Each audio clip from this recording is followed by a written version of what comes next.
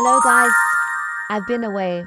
As you can tell, I've been away, but I do have an excuse. I was in the beautiful city of Jeddah, straddling the Corniche by the sea, enjoying the sunset, the beautiful sea breeze, and just enjoying the beautiful country of Saudi Arabia. But obviously, me being me, I can't go to Saudi Arabia without getting my hands on some of the best Arab perfumes that are there on the market. This brand that I'm going to start with is a brand that I have just discovered. Personally, I've seen it a lot on social media, but I haven't had the chance to own anything from the brand.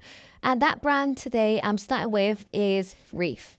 So this particular perfume that I got from Reef is something that I have seen. I haven't seen this particular perfume all over social media. The one that's most famous is number 33. I wasn't really a fan of it because I feel like it wasn't particularly unique, as I have felt like I had smelled other things exactly like it from other brands. So but this, the moment I smelled this, I absolutely fell in love. I had not smelled anything like it. So let me unbox it for you guys.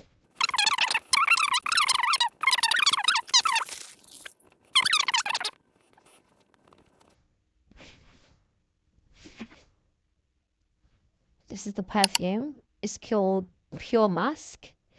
They actually put some notes at the bottom. Just test out this bad boy. You know what this reminds me a lot of? It reminds me a lot of Queen of Silk, but a muskier, cleaner version of that. You know, Queen of Silk can be quite heavy, and you know, it very much sits on your nose. This has that same quality, but it's more appropriate for like a lighter season such as summer now. I don't know which came out first, but I have a feeling that this probably came out first, and they're probably a copy of each other, one or the other. You know, brands take inspiration from each other. The next scent from Reef that I got my hands on was this scent called Al Ula. And if you know about Al Ula, it actually has it here. It has the Elephant Rock. It's a place in Saudi Arabia that has become a new tourist attraction. So I believe this was their tribute towards that.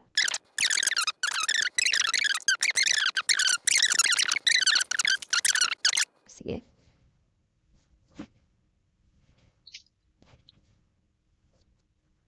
this is the bottle. I like the color of this bottle.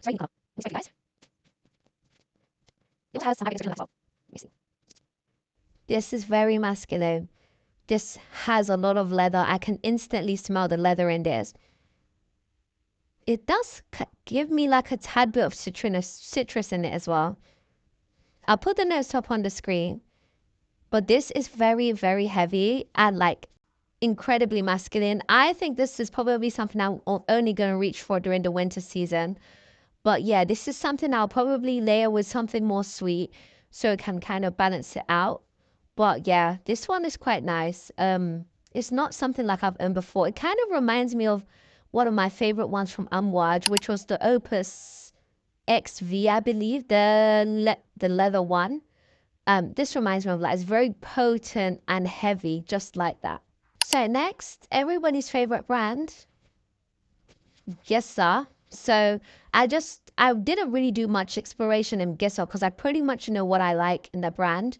I was given some recommendations. I did try the new ones. I tried Okoya, I tried Mavro, and I tried Voila. Voila, I didn't really like. I felt like it smelled too much like a jasmine kind of like, it was like a regular floral scent that you would get in like from any brand.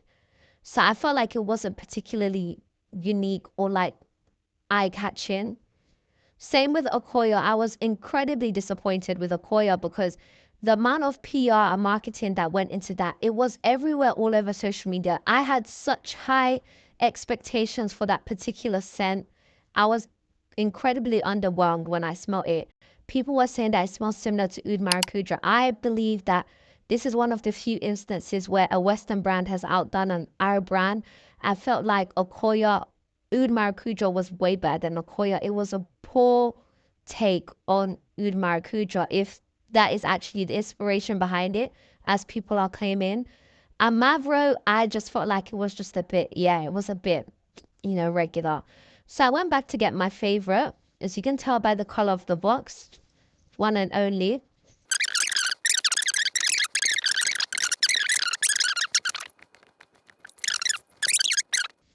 This is their signature collection.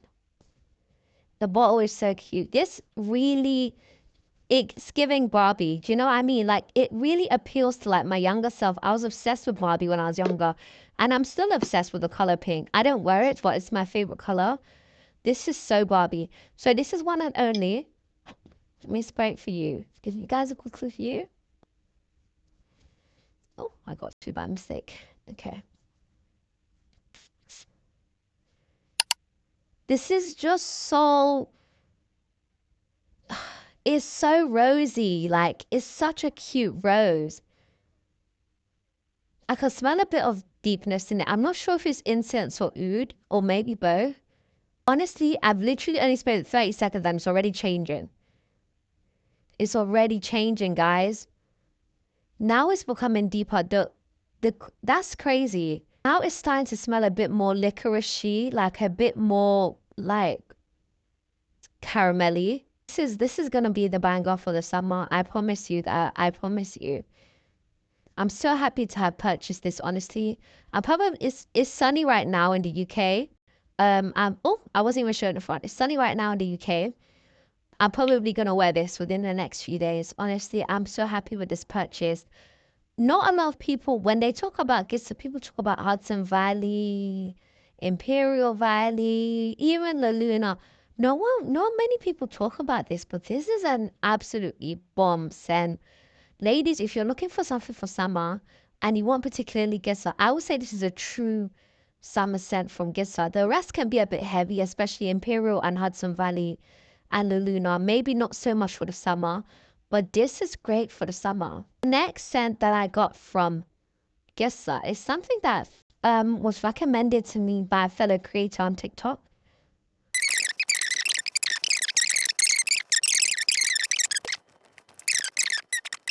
This.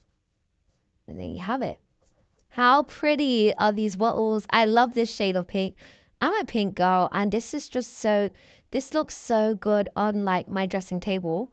I can see that there's two different types in terms of like, this is more patent shiny, and this is the typical Gissah light matte. So yeah, let me show you. So the first one I've picked out is called Sora. This smells like minty. It smells like, like a mint chocolate ice cream, but heavy on the mint. It smells like spearmint. It smells like a nice chewing gum. I would say this will be nice if you want like a fresh kind of smell. Just coming out the shower. It's very light, very floral. I feel like I can sense a bit of jasmine in there.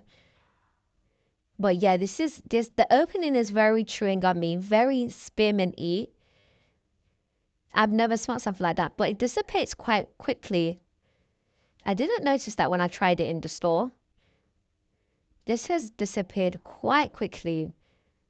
I'm gonna get back to you guys on this one later when I'm editing, because I can't really perceive that no more.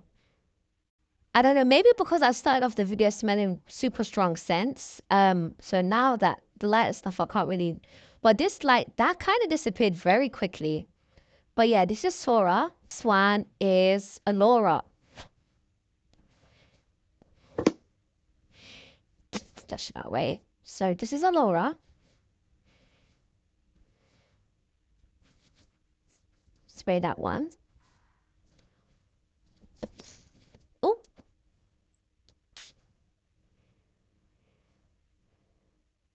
Do you know what? This smells like a cute little saffron incense, but a baby one. This is what it smells like. That's how I would describe it. But with a rose, and it's not intense at all, but it's got that saffron and oud base. Oh, this is lovely. I would say this particular one is one and only sister, but her more younger, cutesy sister. That's how I'll describe this. I would say this is nice for like a summer evening. I feel like the wear on this would be better than Sora, but not as intense as One and Only. This is a cute scent to have, but I feel like they can be easily forgotten. Compared to the rest of what I have in my collection, after a while, I'll probably eventually forget about them because they're not particularly wow scents.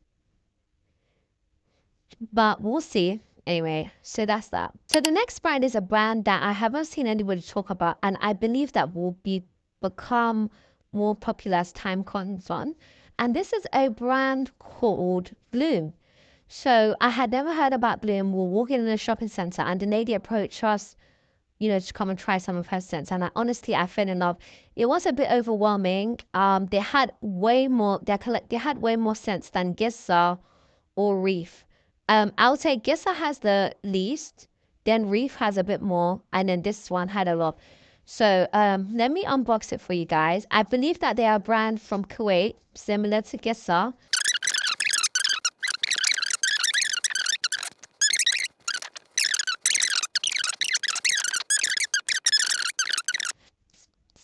Okay. Okay, this is very floral. This is, the way I'll describe it is, this is a jasmine, magnolia, white floral, tuberose powerhouse with a tin of sweetness, and that comes from the raspberry. It's low-key giving caramel as well. This is very fresh. This is work appropriate, but it has like a burnt sugar kind of end to it at the top, which I like, which you notice with every single sniff. This is very work, school, anywhere kind of appropriate. I would really recommend this for you guys if you are looking for something like that. It's not that strong, I'll be honest, in comparison to Reef and Gissah. Them being known for how strong they are, this is not that strong, but that's why I say it's nice for like work, for school, somewhere that that you don't want to go too overboard with your scents. The raspberry has kind of almost gone into the background by this point. This is a great addition for your everyday kind of work, school, just everyday quick spritz scents. The next one from this brand is one called Mood Moments. So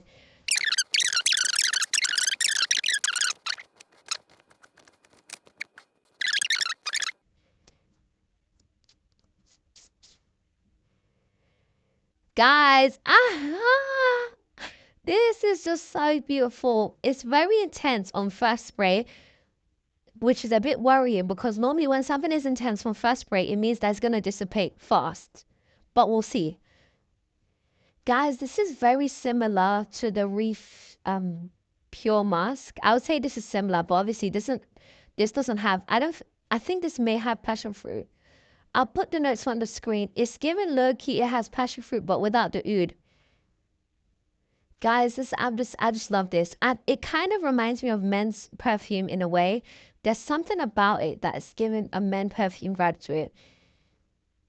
I think it may have one of the woods that men is commonly used in men's perfume, like sandalwood, I believe.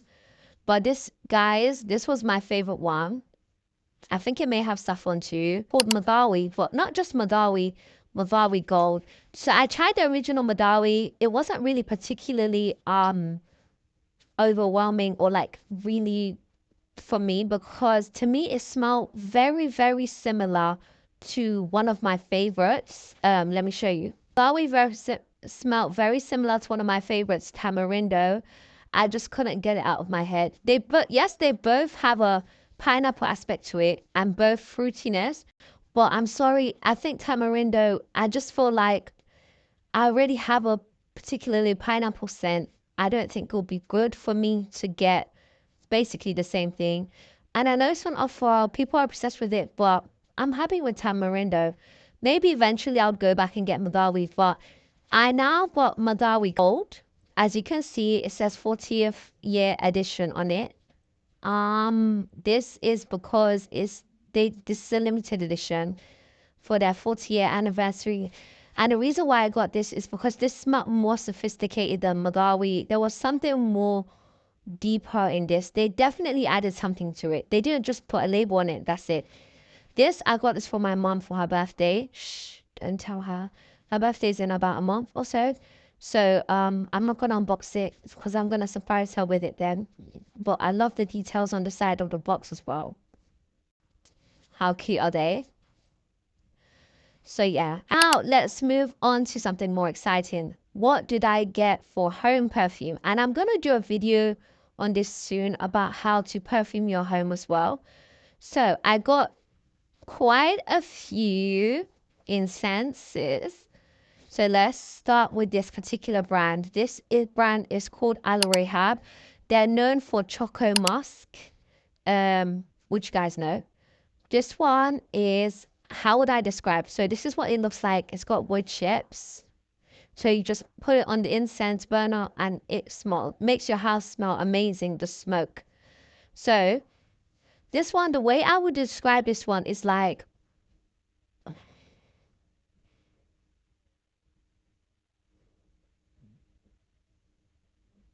it smells like, you know, like your house has just been clean, but then literally you accidentally spill some oud perfume on the floor. And then now it went throughout the whole house. This is exactly what it smells. It's got that cleaning chemical factor to it, but in a nice, subtle way, mixed with the oud. So this one is called Bahor Al Saudiya. Also from Al Rehab that do Choco Mask is called Aruk Al Oud, okay? I liked this because I liked the box. The guy in the shop was very helpful, by the way. I really enjoyed that. This one, it smells a lot like there's some sort of groundy earthiness in it. And by that, it kind of reminds me of saffron in a way. I really like this one because it's similar to that, but it's got that earthiness to it. Like, you know, it smells kind of like soil in a nice way. This one also looks the same, the wood chips. I really like this. When it comes to like incense and bahor, I really like the sugar ones, but unfortunately in this shop, they didn't have many of the sugar ones. So there's some that are made from wood, as you saw, and there's some that's made from sugar. This one was actually my number one in the whole store. This one is called Bahor Al Kuwait. This one, it smells like a clean bathroom with lavender and jasmine, like white floral kind of vibe. It just smells so clean and comforting. You know, that kind of vibe after you just cleaned your whole house, your room particularly, and you just want to sleep. This is what that smells like. Honestly, it's just amazing. I think the guy said there was a bit of vanilla in this too. I can't perceive it, but it's probably it's giving lavender vibes to me, this one. And this is called Almas. I don't know if there is any particular perfume that's popular from them. And the scent is called Bakor Al Sheikh Al Oud. Okay, they're not very inventive with these names, are they? Also wood chips as well. This, oh my god, the moment I opened it, it just went straight into my nose. Sorry. This is a true oud scent. This is very similar to the Bahura Saudiya, the first one, but this is more so like earthy, even more earthy than that one. This is just, this one I think was my second favorite throughout the entire collection. It's called Amir Al Oud, same brand.